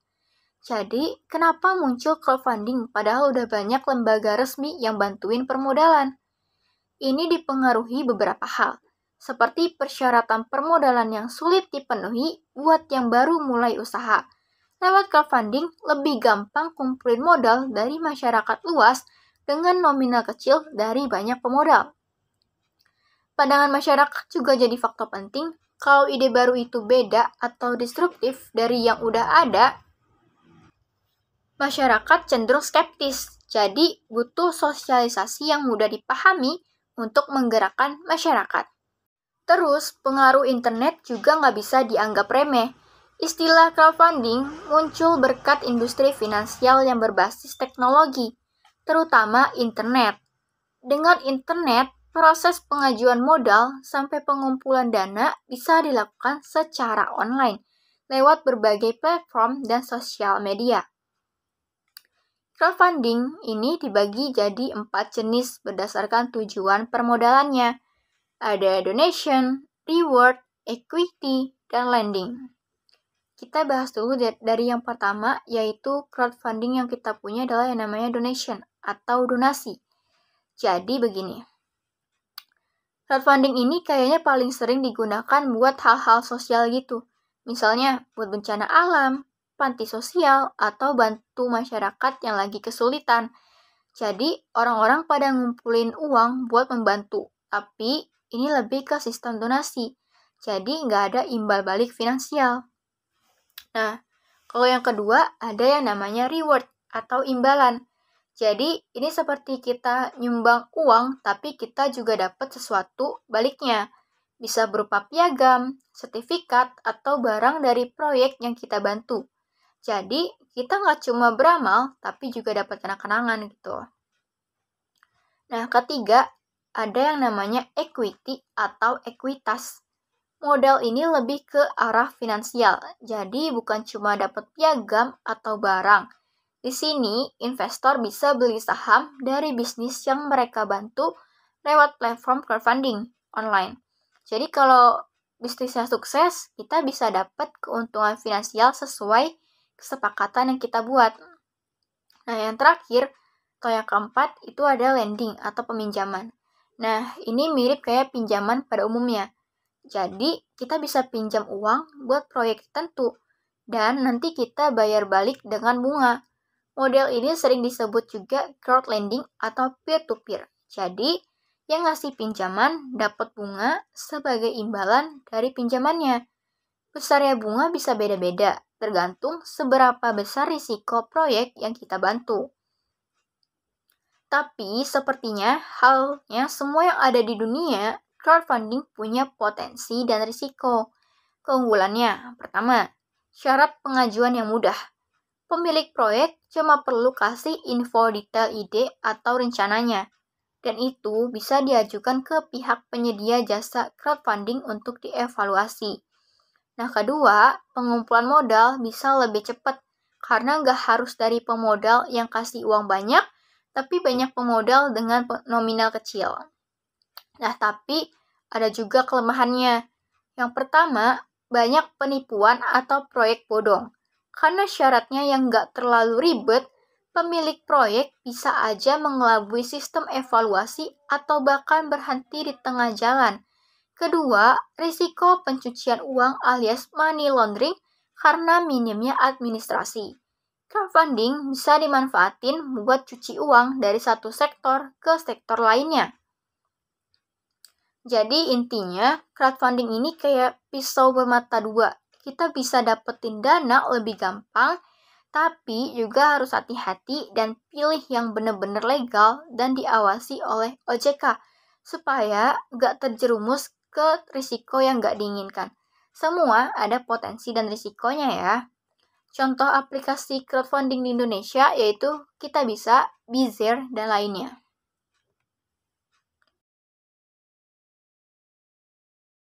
Sering gak sih kita berpikir tentang masa depan, impian punya rumah sendiri, mobil keren, liburan keliling dunia, atau mungkin melanjutkan studi di luar negeri? Pertanyaannya, seberapa yakin kita bisa meraih semua itu dengan uang yang kita kumpulkan dari sekadar nabung bulanan? Ayo, bayangkan, dulu waktu kecil, jajan bakso cuma Rp1.000, sekarang malah ada yang Rp3.000 dan Rp4.000. Harga barang terus naik dan itu disebut inflasi. Uang kita meskipun kita nabung di bank dengan bunga 1,74% per tahun bisa kepotong karena inflasi rata-rata mencapai 4,5%. Jadi rencana-rencana masa depan kita bisa jadi hanya 3 angan-angan. Tapi guys, jangan khawatir, solusinya simpel, yaitu dengan berinvestasi. Investasi adalah kegiatan menempatkan sejumlah uang atau sumber daya lainnya ke dalam suatu proyek, aset atau bisnis dengan harapan untuk mendapatkan keuntungan di masa depan. Oke, kita mulai bahas aset-aset yang biasa dipakai buat investasi. Nah, ada 2 jenis aset utama yang sering jadi pilihan, yaitu aset real dan aset finansial. Pertama-tama, kita bahas aset real. Investasi di sektor real ini berarti kita ngeluarin uang buat beli sesuatu yang benar-benar ada fisiknya, yang bisa kita lihat dan pegang langsung. Beberapa contohnya yaitu investasi emas. Investasi emas adalah pilihan yang populer dalam dunia investasi karena nilai emas cenderung terus meningkat seiring berjalannya waktu. Nah, ini artinya investasi emas bisa jadi pilihan cerdas buat kamu yang ingin dapatin keuntungan. Cara masuk ke dunia investasi emas pun gak susah-susah amat. Kamu bisa melakukannya melalui berbagai platform online yang udah banyak bertebaran. Selanjutnya ada investasi rumah. Kalau investasi emas gak terlalu nyaman buatmu, mungkin investasi rumah bisa jadi opsi yang lebih oke. Kamu bisa mencoba bermain di dunia properti. Investasi dalam bentuk rumah bisa memberi keuntungan yang lumayan loh. Tapi ingat ya, lokasi itu kunci utama. Pilihlah lokasi yang punya daya jual tinggi, yang artinya di masa depan harganya bisa naik terus. Dengan begitu, investasi rumahmu bakal jadi pilihan yang gak nyesel. Selanjutnya ada investasi tanah. Nah, buat yang lebih suka yang tanah-tanah gitu, investasi tanah bisa jadi alternatif seru. Harga tanah kan terus merangkak naik tergantung lokasi, jadi pilihlah tanah yang strategis biar nilai jualnya juga naik terus. Nah, sekarang kita beralih ke aset finansial. Aset finansial itu beda, jadi ini bukan barang fisik yang bisa kita pegang langsung. Beberapa contohnya yaitu yang pertama reksadana. Reksadana bisa dianggap sebagai kendaraan investasi yang memungkinkan para investor untuk mengumpulkan dan mengelola dana mereka melalui bantuan seorang manajer investasi. Prosesnya melibatkan alokasi dana ke berbagai instrumen investasi. Dengan kata lain, saat kamu dan para sesama investor mencari dukungan untuk mengelola portofolio investasi, manajer investasi adalah ahlinya. Nah, reksadana ini sendiri terdiri dari berbagai jenis, yang mana jenis reksadana ini ditentuin oleh kemana uang tersebut diinvestasiin.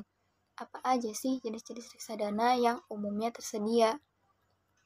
Oke teman-teman, mari kita bahas jenis investasi pertama kita, yaitu reksadana pasar uang. Jadi, reksadana ini sejenis produk investasi yang mayoritas dana yang diinvestasikan dialokasikan ke instrumen pasar uang. Nah, apa itu pasar uang? Gampangnya, itu kayak deposito, sertifikat Bank Indonesia, atau obligasi dengan masa jatuh tempo kurang dari 1 tahun. Bayangkan aja, ketika kamu beli reksadana ini, manajer investasinya bakal mengalokasikan sebagian besar uangmu ke deposito, sertifikat Bank Indonesia, atau obligasi yang masa jatuh temponya cuma kurang dari 1 tahun. Jadi, tujuannya biar kamu bisa dapetin return atau keuntungan dari investasi ini dalam waktu yang relatif singkat. Intinya, reksadana pasar uang ini cocok buat yang nggak mau terlalu lama nungguin hasil investasinya dan suka yang sifatnya lebih aman. Jadi, kalau kamu pengen investasi yang liquid dan minim risiko, reksadana pasar uang bisa jadi pilihan yang oke. Selanjutnya, ada jenis reksadana yang kedua, yaitu reksadana pendapatan. Nah, reksadana ini sebagian besar dana yang dimilikinya dialokasikan ke obligasi atau surat utang. Jadi, bayangin aja uang yang kamu investasikan bakal digunakan untuk beli obligasi atau surat utang. Nah, ini cocok banget buat investor yang pengen main aman karena resikonya tergolong kecil. Tapi ingat, meskipun terbilang aman, bukan berarti tanpa risiko ya. Setiap jenis investasi punya risiko masing-masing. Jadi, reksadana pendapatan ini lebih pas buat yang ingin investasi dengan risiko yang lebih terkontrol sambil tetap bisa dapetin imbal hasil yang lumayan stabil. Jadi intinya, buat yang suka main aman tapi tetap pengen hasil yang oke, reksadana pendapatan bisa jadi pilihan yang cukup menguntungkan. Yap, sekarang kita masuk ke jenis yang ketiga, yaitu reksadana saham. Nah, sesuai namanya, reksadana ini mayoritas dana yang dimilikinya diinvestasikan ke dalam saham. Jadi, kalau kamu beli reksadana saham, sebagian besar uangmu bakal digunakan untuk beli saham-saham tertentu. Ini cocok buat yang berani mengambil risiko dan mencari potensi keuntungan yang lebih tinggi. Tapi tentu aja dengan risiko fluktuasi harga saham yang lebih besar. Terus yang terakhir ada reksadana campuran. Kalau kamu beli ini, uangmu akan diinvestasikan ke beberapa jenis instrumen seperti obligasi, deposito, saham, sertifikat Bank Indonesia, dan sebagainya. Sesuai namanya, ini kayak campuran berbagai jenis investasi. Cocok untuk yang diversifikasi investasinya tanpa harus repot-repot sendiri memilih instrumen-instrumen tersebut. Dan ingat, tadi udah disebutin, walaupun manajer investasinya keren dan jago, tapi kita tetap yang punya kendali buat milih jenis reksadana yang sesuai sama kebutuhan dan tujuan investasi kita. Manajer investasi kayak koki yang masak, tapi kita yang milih menu yang kita suka. Keren kan? Nah, jadi selalu pilih reksadana yang sesuai dengan selera dan tujuan finansialmu. Oke, sekarang kita bahas tentang keuntungan-keuntungan dari investasi reksadana. Pertama, ada yang namanya capital gain. Gampangnya, ini keuntungan yang kita dapat ketika harga per unit reksadana yang kita punya naik. Jadi, kita bisa dapat untung dari selisih harga saat beli dan saat kita jual. Untuk reksadana pasar uang dan pendapatan, range return per tahunnya biasanya antara 5-10%. Sementara, reksadana campuran dan saham bisa mencapai puluhan persen. Tapi perlu diingat, high risk, high return. Resikonya juga tinggi dan kita bisa rugi puluhan persen. Keuntungan berikutnya adalah kita nggak perlu repot. Saat kita beli reksadana, uang kita dikelola oleh manajer investasi yang berpengalaman. Ini bisa membuat risiko investasi kita lebih terkendali dibandingkan kalau kita investasi sendiri tanpa pengetahuan yang cukup. Diversifikasi juga menjadi keuntungan. Diversifikasi adalah strategi berinvestasi dengan mengalokasikan dana ke berbagai instrumen investasi. Reksadana bisa membantu kita diversifikasi investasi tanpa harus repot-repot beli sendiri. Jadi, meskipun kita punya keterbatasan dana, kita tetap bisa berinvestasi di berbagai instrumen sekaligus. Keuntungan keempat adalah kemampuan beli eceran. Beberapa instrumen investasi seperti deposito atau obligasi memiliki minimum deposito atau pembelian yang tinggi. Reksadana memungkinkan kita untuk berinvestasi dengan nominal yang lebih kecil. Bahkan ada yang dimulai dari Rp10.000. Terakhir yaitu likuiditas. Reksadana bisa diperjualbelikan kapan saja. Jadi jika tiba-tiba butuh uang, kita bisa menjual reksadana kita. Beda dengan deposito atau instrumen investasi lain yang memiliki tenggat waktu untuk pencairan. Oke, jadi kita udah bahasin keuntungan-keuntungan yang bisa kita dapetin kalau kita nyemplung di reksadana. Tapi tentu nggak bisa lupain yang namanya risiko. Risiko pertama yang mesti kita hadapi itu capital loss alias rugi. Nah, rugi ini bakal kita rasain kalau harga unit reksadana yang kita punya anjlok. Jadi intinya kalau kita jual pas harganya lagi turun, baru deh kita ngerasain kerugian itu. Mungkin ada yang mikir, kan reksadana tuh dikelola sama orang profesional, masa bisa rugi? Nah, buat reksadana pasar uang dan pendapatan tetap, risikonya memang relatif rendah. Tapi kalau kita punya reksadana campuran atau saham, hati-hati ya. Soalnya di portofolio kedua reksadana itu ada saham yang cenderung fluktuatif. Jadi harga unit reksadana saham atau campuran bisa turun drastis, bahkan puluhan persen. Tergantung sama turunnya harga saham atau instrumen investasi lain yang ada di portofolio. Tapi kita juga perlu ingat pepatah high risk high return. Makin tinggi risikonya, makin besar juga potensi hasilnya. Lanjut ke risiko yang kedua, yaitu masalah yang bisa muncul pada produk reksadana atau manajer investasinya. Nah, masalah ini bervariasi. Bisa dari melanggar peraturan OJK, gagal bayar, dan sebagainya. Kalau sampai reksadana atau manajer investasinya bermasalah, gimana dong? Kalau manajer investasi kena masalah, bisa sampai dapat surat peringatan atau malah izin usahanya dicabut. Sementara reksadana yang bermasalah bisa disuspensi atau dilarang diperdagangkan sementara oleh OJK. Kalau masalahnya parah, bisa sampai OJK bubarin reksadana yang bersangkutan loh. Terus resiko ketiga itu reksadana nggak dijamin sama LPS. Loh, apa hubungannya sama LPS? Nah, jadi instrumen investasi yang dijamin oleh LPS itu cuma deposito dan simpanan sampai 2 miliar. Kalau ada masalah sama bank, kita bisa ngajukan klaim penjaminan ke LPS. Nah, beda lagi sama reksadana, karena nggak dijamin oleh LPS, jadi risikonya bisa lebih gede dibanding deposito. Tapi jangan khawatir, meskipun nggak dijamin LPS, reksadana tetap diawasi sama OJK. Jadi kalau ada masalah, OJK yang bakal turun tangan. Oke, setelah kita tahu risikonya, pasti muncul pertanyaan. Nah, gimana dong caranya biar risikonya minimal? Nah, ada beberapa hal yang bisa kita lakukan untuk meminimalisir risiko tersebut. Yang pertama, cek dan evaluasi komposisi portofolio reksadana kamu. Artinya, setiap reksadana punya portofolio investasi yang berbeda-beda.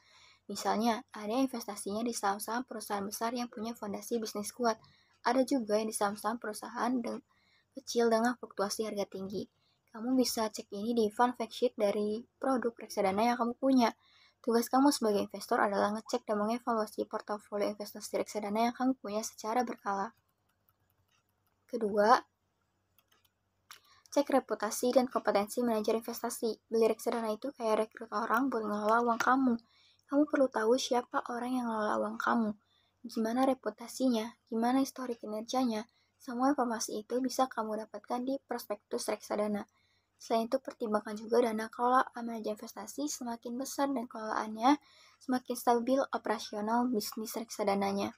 Ketiga, jangan taruh porsi terlalu besar pada reksadana. Pecah aset kamu ke bank lain juga untuk diversifikasi. Meskipun dikelola oleh manajer investasi yang bagus, bukan berarti kamu boleh percayakan semua uang kamu ke reksadana. Minimalisir risiko dengan diversifikasi aset, hindari cerita seperti para investor pemula yang kehilangan banyak karena terlalu mempercayakan sebagian besar dana pada reksadana. Jadi intinya kenali portofolio reksadana kamu, perhatikan manajer investasinya, dan jangan terlalu banyak pasang taruhan pada satu jenis investasi. Oke, selanjutnya ada obligasi. Obligasi atau yang akrab disebut surat utang sebenarnya adalah semacam perjanjian antara peminjam uang dan yang memberikan pinjaman. Siapa saja yang bisa mengeluarkan obligasi? Nah, bisa jadi perusahaan atau pemerintah. Tujuannya apa sih mereka mengeluarkan obligasi?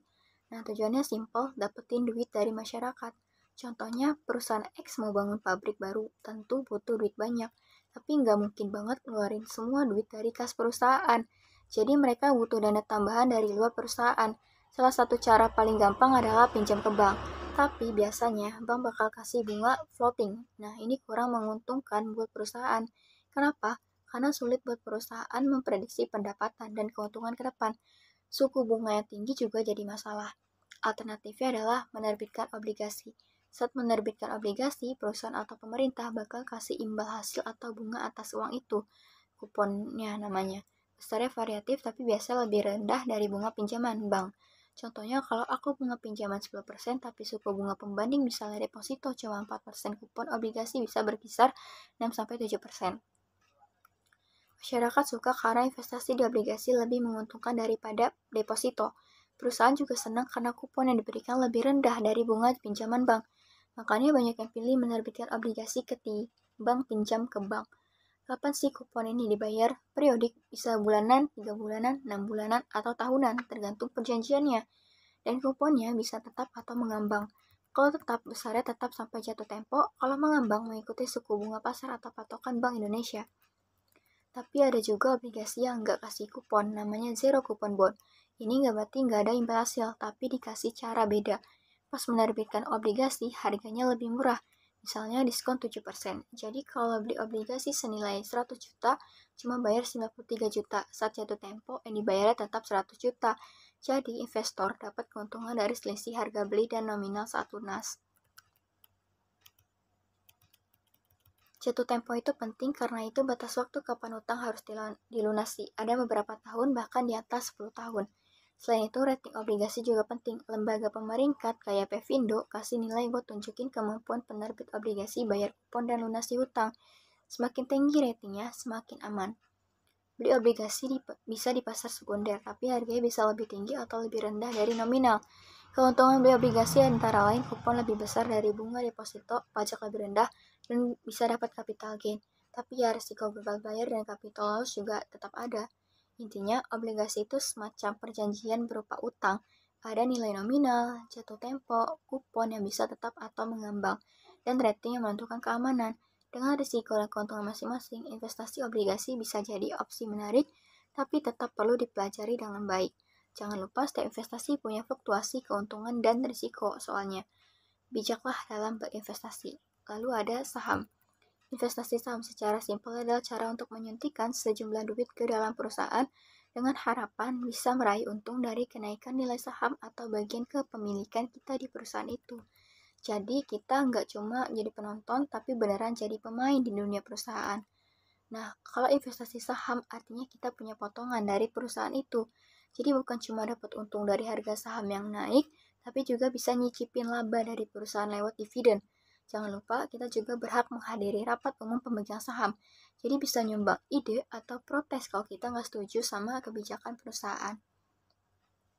Kenapa sih kita mau repot-repot investasi saham? Nah, ada beberapa keuntungan yang bisa kita dapetin. Yang pertama, return tinggi. Dibandingin sama investasi lain, saham punya potensi return yang tinggi. Artinya kita bisa dapat untung yang lebih gede. Yang kedua, jadi pemilik sebagian perusahaan. Ini yang seru, kita jadi punya suara dalam keputusan perusahaan, mulai dari masalah keuangan sampai strategi bisnis. Lalu yang terakhir ada diversifikasi dan fleksibilitas. Kita bisa ngebagi-bagi investasi kita ke beberapa perusahaan. Jadi kalau satu saham bermasalah, yang lain bisa jadi penyelamat dan kita bisa pilih mau investasi jangka panjang atau pendek sesuai keinginan. Selanjutnya kita bahas sistem transfer uang. Yang pertama ada transfer LLG atau lalu lintas giro, yang seringkali kita kenal sebagai clearing. Jadi apa sih sebenarnya LLG itu? LLG adalah layanan pembayaran untuk transfer uang antar bank melalui clearing. Nah, clearing ini sebenarnya seperti mekanisme check-up untuk memastikan transfer uang berjalan lancar. Biasanya, LLG digunakan untuk mentransfer uang dalam kisaran 10.000 sampai 99 juta per hari. Tapi ini bukan berarti uangnya langsung nyampe ke tujuan begitu aja loh. Bank sebagai penyedia lagi bakal cek dulu apakah saldonya cukup atau enggak, baru setelah itu uangnya dikirim ke rekening penerima. Nah, karena proses ini jangan kaget kalau transfer pakai LLG butuh waktu 2-3 hari kerja. Oke, biar lebih paham, yuk kita bahas cara kerja LLG secara bersamaan. Jadi kalau kamu mau transfer uang pakai LLG, bisa langsung datang ke teller di bank atau juga bisa lewat sistem online. Pasti pas kamu pilih LLG, bank bakal cek dulu saldo kamu. Kalau cukup, uangnya dikumpulin di sistem Bank Indonesia untuk diproses. Setelah proses selesai, Bank Indonesia bakal sebarin uang itu ke bank tujuan.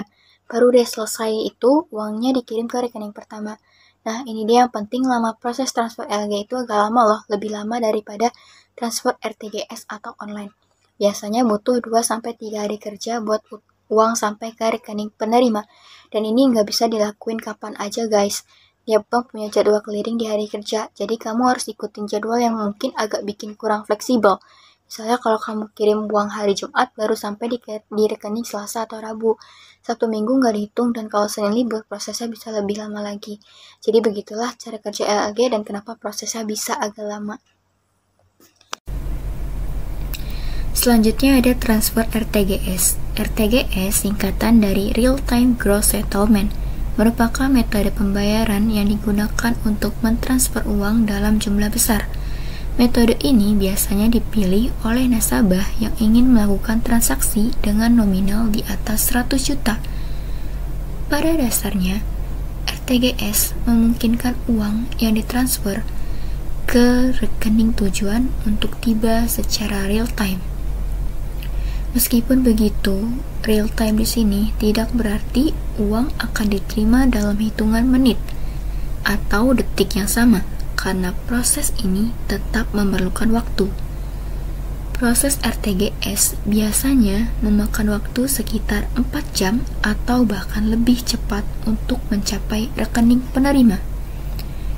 Penting untuk diingat bahwa ada biaya yang dikenakan untuk melakukan transfer melalui RTGS. Nasabah saat ini memiliki fleksibilitas untuk memilih antara melakukan transaksi RTGS melalui mobile banking atau dengan mendatangi kantor cabang bank terdekat. Dibandingkan dengan metode transfer lain seperti LLG atau clearing, RTGS diakui lebih cepat dalam melakukan transaksi. Contohnya, jika nasabah memilih untuk mentransfer melalui RTGS di pagi hari, bank akan memprosesnya dan uang akan tiba di rekening penerima beberapa jam kemudian, khususnya pada siang atau sore di hari yang sama. Namun, jika transaksi dilakukan setelah pukul 3 sore atau mendekati waktu penutupan bank, uang baru akan tiba di rekening penerima pada keesokan harinya. Perlu diingat juga, jika transfer antar bank melalui RTGS dilakukan pada akhir bulan, yaitu tanggal 30 atau 31, pengiriman uang akan mengalami penundaan selama 1 hari kerja, karena adanya proses tutup buku. Uang yang dikirim baru akan tiba pada tanggal 2 hari berikutnya. Sering gak sih kita lagi mau transfer uang, tiba-tiba galau mikirin biaya transfer antar bank? Jangan khawatir teman-teman, saya yakin kita semua pernah ngalamin itu. Ada yang sampai jalan kaki muter kota atau naik angkot demi cari ATM yang banknya sama, biar gak kena biaya transfer antar bank.